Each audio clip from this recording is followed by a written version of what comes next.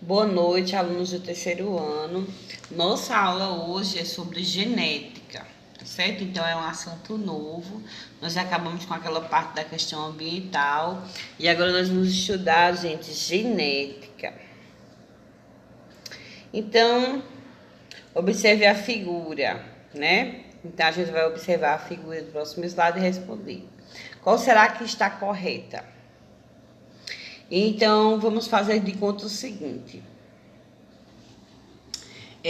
Nós sabemos que nós somos a mistura, né? Da nossa mãe e do nosso pai. Nós trazemos o conteúdo hereditário que a gente herda da nossa mãe e do nosso pai, tá certo? Então, já imaginou aí? Observe as características, né, que a gente tem, que você tem.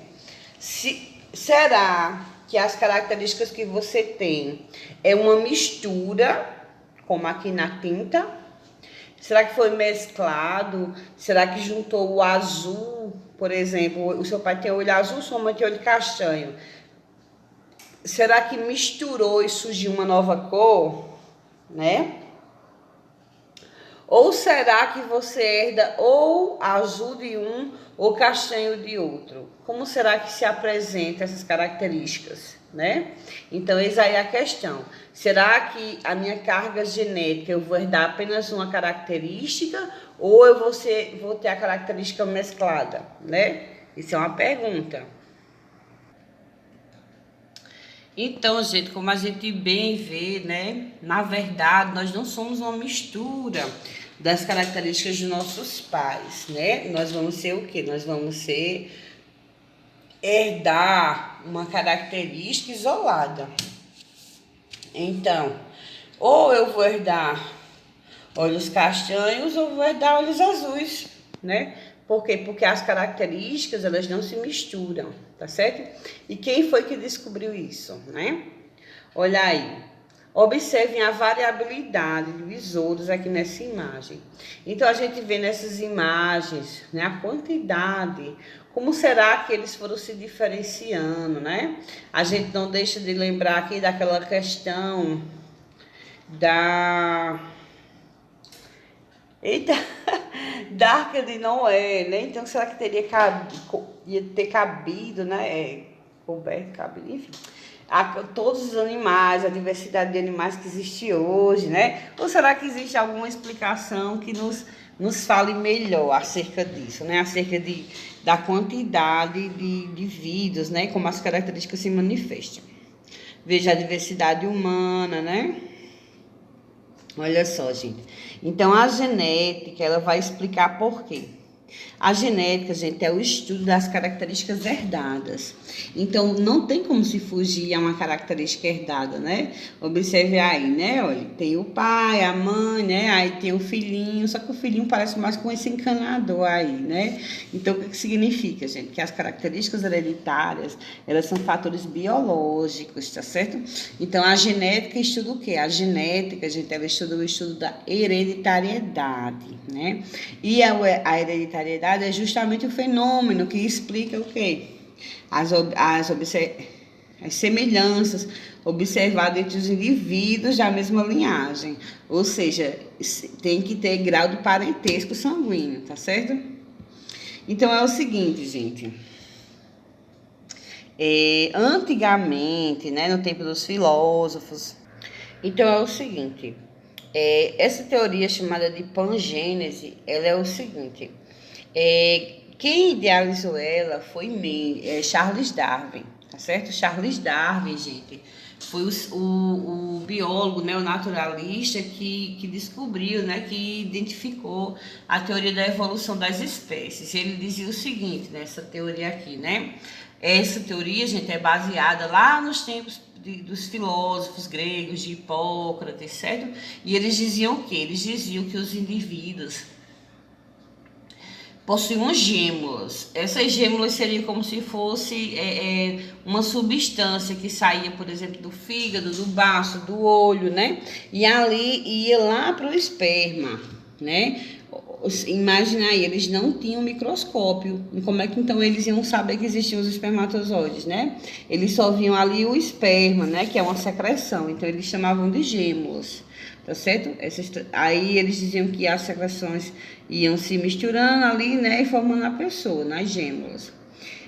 Só que anteriormente também, segundo Aristóteles, ele dizia o quê? Que existia no sêmen, né? Ou seja, lá no espermatozoide do homem, né? Uma espécie de substância responsável pela hereditariedade, só que eles não sabiam o que é, né? É, esse aqui, gente, era Levoniek, acho que é assim que pronuncia.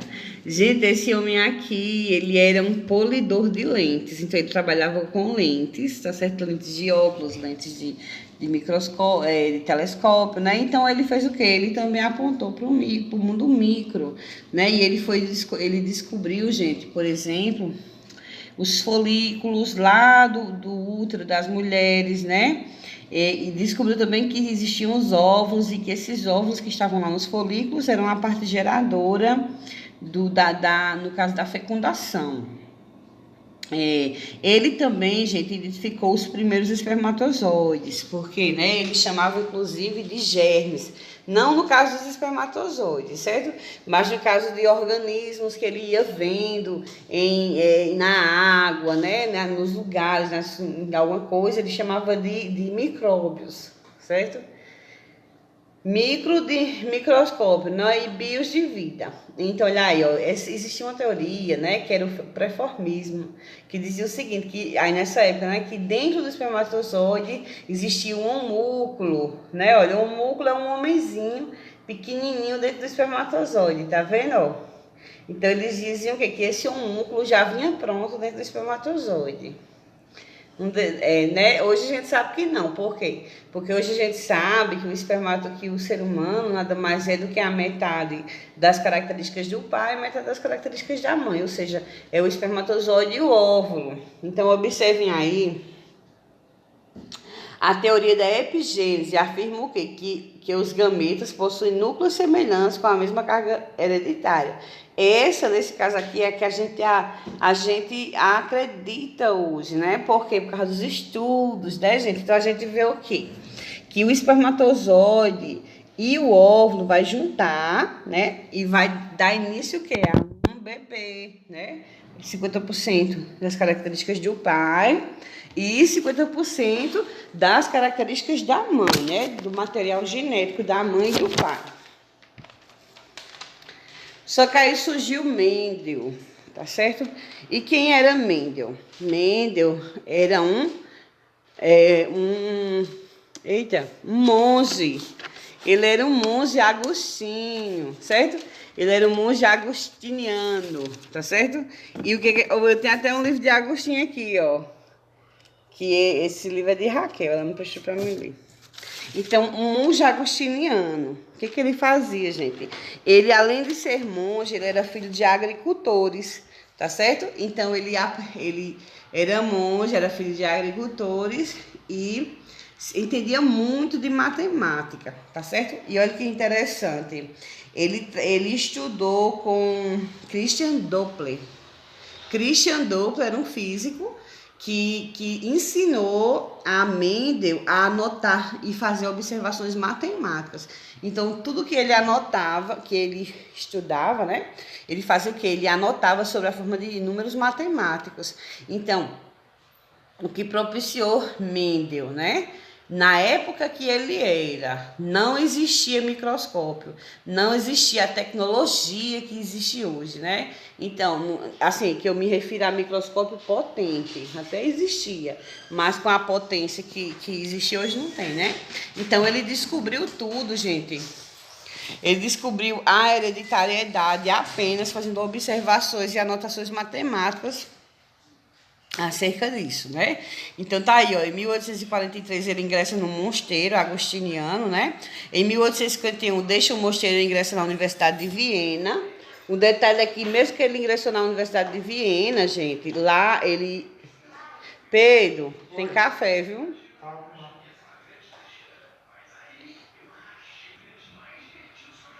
Eita, será que eu tava gravando o que eu disse aqui? Enfim, lá, gente, ele quando terminou os estudos dele na universidade, ele voltou a ser monge, viu? E como está dizendo aqui, né, foi aluno de Christian Doppler. Olha aqui, gente, aqui em cima vocês estão vendo é um negócio de colocar em carta, comemorativo, né, em homenagem a ele. Gente, é por causa de Mendel que existem todos esses estudos relacionados às células, às matérias genéticas, evoluções, biotecnologia, tudo começou de Mendel. Então é o seguinte, como é que ele foi escolher a maneira dele estudar, né? Então ele poderia ter escolhido seres humanos para fazer observações acerca das características, mas já imaginou, gente, ele era um padre, né, um monge, como é que ele ia fazer as pessoas cruzar, fazer observações, ia dar muito o que falar. Se ele tivesse escolhido outro animal também, ia ser muito complicado. Ele podia ter escolhido camundongos, né? Mas ia ser muito complicado. Por quê? Porque ia demorar muito tempo para a gestação. Então, ele foi em cheio. Ele foi em cheio nas ervilhas. Por quê? Porque as ervilhas, elas têm características aos pares. Então, por exemplo, existe ervilha amarela e ervilha verde. Eu vou dar um exemplo para vocês. Se ele fosse escolher estudar o sangue de pessoas, então são 4 tipos. Então ia ser muito mais difícil dele chegar às conclusões que ele chegou, entendeu? Então as ervilhas, ela tem o quê? Ela tem um ciclo de vida curto, a reprodução dela é muito rápida, ela tem características justamente de fácil observação, né? É uma planta que se autorreproduz gente, o que é uma planta que se autorreproduz? As plantas, elas precisam ter a planta macho e a planta fêmea, algumas, né? As dioicas, e as monóicas não. Já essa aqui, ela é uma planta que a gente chama de hermafrodita, que ela tem o quê? Ela tem os 2 sexos nela, certo? A parte o gameta masculino e o feminino, né? Então, o que Mendel fazia? Mendel, gente, ele ia lá na flor, abria, essa flor é fechadinha, certo? Então, o que ele fazia? Ele ia lá na flor, com um pincel, ele pegava o pólen, né? Aí ia lá na outra flor, ó, cortava o pólen dessa outra flor, né? E pincelava o pólen daquela outra flor nessa. Ou seja, isso aqui não é natural. O natural é que a própria planta se autofecunde. Só que ele fazia o contrário, ele manipulava essa troca, tá certo? Olha aí as características. Acho que as características são o seguinte, ó. Ela sempre era ou lisa ou rugosa. Ela sempre, a cor do cotiledônio era amarela ou verde, né? A cor da flor era púrpura ou era branca. A posição da flor, ou era axial ou terminal. Axial é no meio, terminal é lá em cima, né? A forma do fruto era estufado ou achatado. A cor do fruto era verde ou amarelo, altura, baixa, alta. Então, eram características fáceis dele observar. Agora, observe uma coisa. Mendel, além de ter escolhido a variedade genética, a espécie certa, né? O que ele fez? Aquilo que eu ensinei ali que ele fazia de cortar, né, o cotiledônio da planta, o que acontece? Nisso aí ele conseguia manipular que padrão ele ia ter, né? Então ele fez o quê? Ele repetindo as vezes aquele processo até chegar ao ponto dele chegar, por exemplo, ele fazia o seguinte, a ervilha, ela dava mista. Tinha ervilha que dava verde e amarelo, sabe? Era misto, o jeito que ela se expressava. Não era assim perfeito, não. Ela era misturada, naturalmente. Só que o que ele fez? Ele pegava só o pólen da aveia, que tinha verde, né? Que era predominante verde. Aí ia lá na outra também, que era predominante verde, né? E assim ele fez repetindo as vezes, até ele obter uma geração pura. certo? Várias e várias vezes, até ele chegar numa geração pura. O que é geração pura? Era uma geração onde não ia aparecer mais, como por exemplo, a amarela. Então, todas as plantinhas começavam a nascer só verde, só verde, só verde, certo?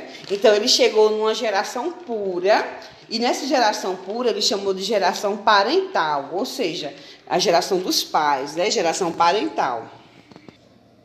Então, essa geração parental, né? No caso, aqui nesse exemplo, vai ser um exemplo da cor da flor, né? Então, a geração parental, que seria a primeira, então ele escolheu essa daqui primeira, ó. Essa aqui, tá vendo? Essa aqui seria, deixa eu tirar meu... Pronto, essa aqui seria, essa roxinha aqui, ó, é a perfeita, sem alteração, a qual ele separou durante várias gerações, ela ficou pura, certo? Então, o que que ele fez? Ele misturou ele cruzou com uma branca, né? A branca. O que que aconteceu? Quando ele cruzou, gente, a primeira geração, ele chamou de geração filial, olha aqui, ó, geração filial. Então, o que que aconteceu? Todas nasceram roxinhas, tá vendo? Então, o que que ele descobriu aqui? Ele deu um nome, certo? Então, ele deu o nome de dominante e recessivo. Então, o que que ele observou? Que quem dominou foi a roxa. Na verdade, ele deu recessivo depois, ele disse que dominou, né? Então, ó, dominante foi a roxa. Só que o que aconteceu? Depois, né? Aqui, ainda, ó, nós estávamos aqui nessa geração aqui, né? Que tinha 4, ou seja, 100% de roxa. Aí ele pegou 2 roxas e cruzou. Lembra? Geração parental, geração F1, a geração F2, filial 2 é o quê? Aqueles descendentes que tinham nascido 100% puros, né? Só que com a interferência, ó, um pai e uma mãe diferente, né? Aí nasceu todo mundo que era 4 aqui, naquele slide anterior, tudo roxo. Ele cruzou, gente. Aí o que aconteceu? Surgiu novamente a característica que estava escondida. Então, foi nessa hora que ele disse que dominou uma cor e a outra foi recessivo. Ele identificou nesse momento aqui o quê, ó? Que ele identificou através desse experimento que uma cor se expressava e que uma cor ficava guardada. E aí isso ele chamou de dominante e recessivo. Tá certo? Ou seja, quem dominou foi quem se expressou em maior quantidade. E o recessivo seria o que estava ali guardado, né? Não tô achando tanto hoje. Certo? Então, o que estava ali, né? Estava presente, só que estava guardado, não estava aparecendo. Então, ele chamou de recessivo. Tá certo? Então, qual foi a interpretação de Mendel? Gente, Mendel descobriu o seguinte: o organismo herda 2 fatores, um de cada progenitor, né? Então, é um fator do pai e um fator da mãe. Por que que ele identificou isso? Justamente, ó, porque se não existisse ali dentro guardado o fator no caso da branquinha, não teria aparecido. Então, ele identificou o quê? Um indivíduo ele vai herdar uma parte do pai e uma parte da mãe. Na formação dos gametas, fatores separam-se, cada gameta fica só com um de cada par. Ou seja, o que que ele descobriu? Ele descobriu, gente, que, por exemplo, vocês já observaram que tem família que o pai e a mãe têm olhos castanhos, aí tem um avô com olhos claros lá atrás, aí nasce o neto, né, com olho castanho, ou olho azul. Significa o quê? Significa, gente, que a característica está guardada, né? Ou seja, dentro dos gametas, que vão ser aquelas células, o óvulo, o espermatozoide, dentro daqueles gametas, isso ali está guardado, aquela informação está guardada. Agora, por que aqui uma se manifesta e outra não? Justamente porque vai ter uma recessiva e uma dominante. E o que é uma dominante? É a característica mais forte, que vai se expressar. a recessiva vai ficar guardada. A recessiva, gente, ela só se expressa se tiver tanto na mãe como no pai, ou seja, é como ela só vai se expressar se tanto a mãe e o pai tiver o gene lá, tá entendendo? Então, olha as conclusões de Mendel. As conclusões da primeira lei de Mendel foram: as características herdadas dependem dos fatores da mãe e do pai igualmente, né? A gente sabe, mesmo que eu tenha 90% de semelhança com meu pai, mas eu vou ter as características da minha mãe guardadas dentro de mim. E quando eu tiver um filho, elas podem se manifestar ou não, tá certo? Os fatores se separam na formação dos gametas sexuais, né? Ou seja, eu não tenho 50% do pai, 50% da mãe, então todas as células do meu corpo, elas têm 46 cromossomos, tá certo? 46 cromossomos. No entanto, os meus óvulos só têm 23, tá certo? 23 cromossomos. Então, na hora que for fabricar meus óvulos, vai ter alguns óvulos, por exemplo, que vai ter olho castanho e vai ter alguns óvulos que vai ter olho azul. Depende, né? Do mesmo jeito vai ser o homem. Vai ter alguns espermatozoides que vai ter olho castanho e outros que vai ter olho preto, por exemplo. A manifestação da cor do olho vai depender de muitos fatores, né? Os gametas são iguais para indivíduos de linhagem pura. Já seus descendentes passam pela hibridação e formam gametas diferentes. Ou seja, o que é hibridação? É quando mistura. Tá entendendo? Quando vai misturar. Olha, os meus gametas são puros meus. Mas no momento que eles vão trocar com o homem, né? Aí vai misturar. Vai ser uma forma híbrida. Tá certo? Então, eu vou mostrar aqui alguns conceitos básicos de genética para vocês. Então, genética, né, é a área que estuda os mecanismos da hereditariedade, né, o porquê que a gente herda as coisas. Olha aqui que interessante. Aqui, gente, a quantidade de cromossomos de algumas espécies. Então, vocês estão vendo aí, ó, o homem, o Homo sapiens, né, tem 46 no corpo.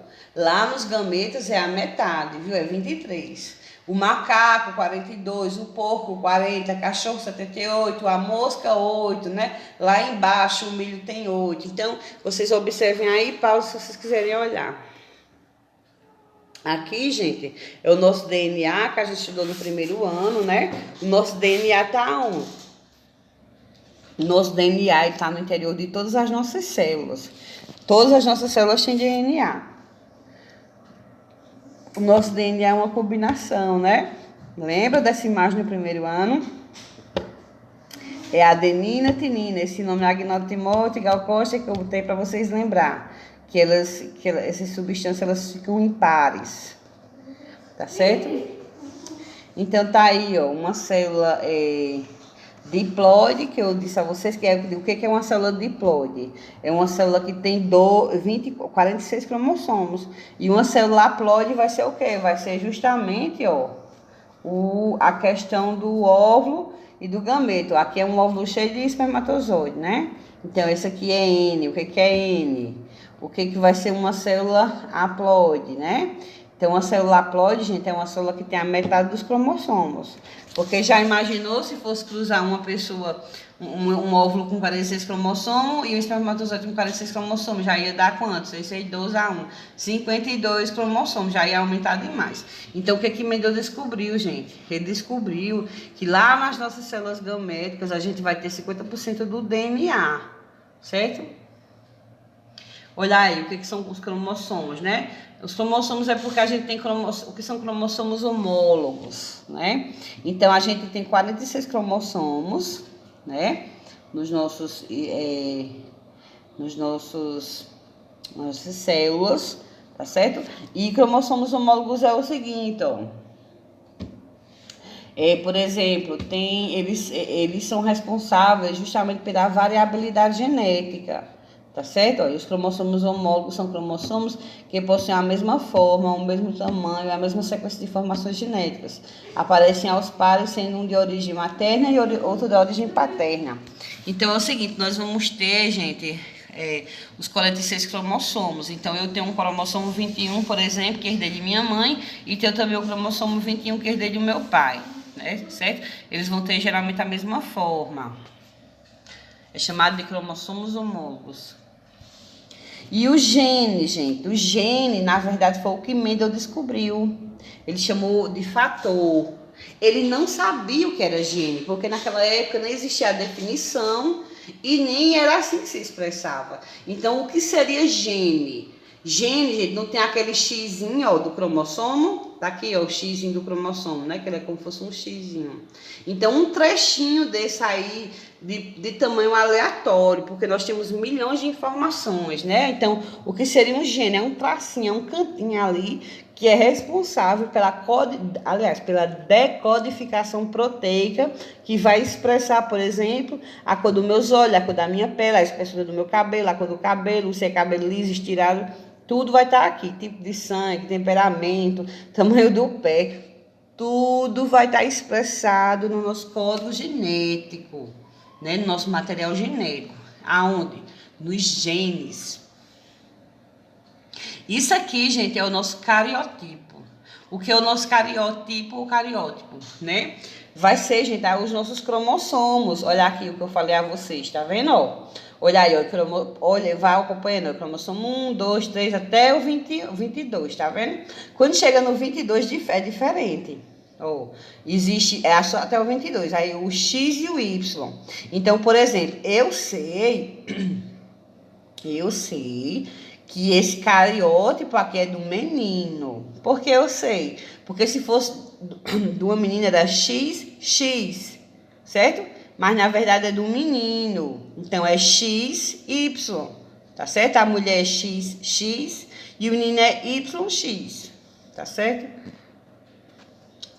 Então, aqui os genes eu já falei, locus. O que é locus? Locus é o localzinho exato. Então, então é o seguinte, o homem, ele vai ter o locus no cromossomo dele e a mulher também. Então, aquele local ali exato, da cor do olho que vem da expressão da mulher e da cor do homem que vem da expressão do homem, né? Vai estar no gene, no mesmo local ou locus.